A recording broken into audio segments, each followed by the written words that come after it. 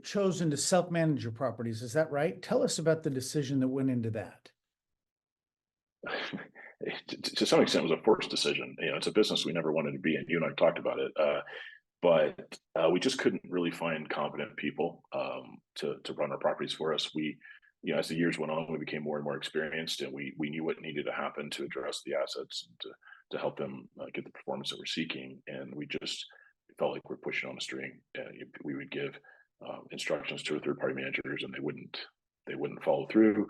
Months would go by, and just that it's lost potential revenue that you just can't get back. And so it just got to the point where it was super frustrating. It was keeping me up at night, and so we started looking at the potential for doing it. And once we figured out the right structure to do it, I got comfortable with some of the HR side and things like that, the way we structure things. And so we did it. And honestly, this same month we flipped the switch. All of our properties improved, every one of them, and it was shocking. And here we are. We made that change beginning of second week in March, and I think our entire portfolio revenue is up around 30% even since that time. It's Wow. nuts. It's made a huge difference, and we feel more engaged with the people that are running our assets for us. I mean, they're the quarterbacks down there. I mean, we might have a $20 million asset, but someone making not that much money is site manager, and they're going to create the success or failure of that property. And so we want to make sure we pay them well and financially incent them to get the results that we want, where they can participate in the success as well.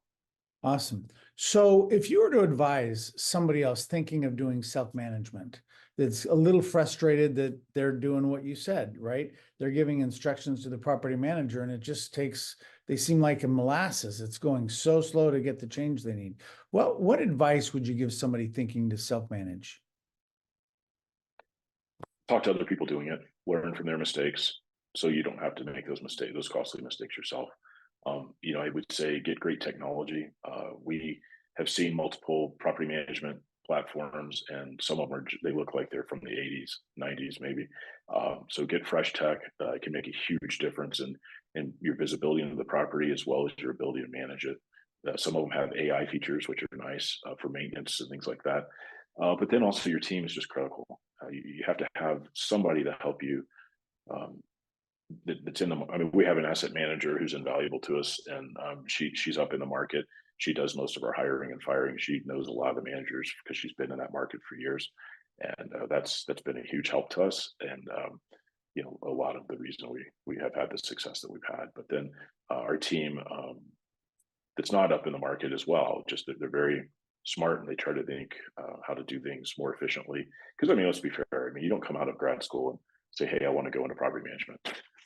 No, it's not where you no. want to usually, because everything about real estate that's negative that people talk about. Oh, I don't want to get this phone call. I don't want to get that phone call. And it all lives in property management, and so it's not the hot dot for people to seek. But for us, it was really just about our investors and driving the value for them. We knew that we could do a better job, and we've proven that. And so for us, it gives a lot more flexibility, a lot more control, and you sleep a lot better.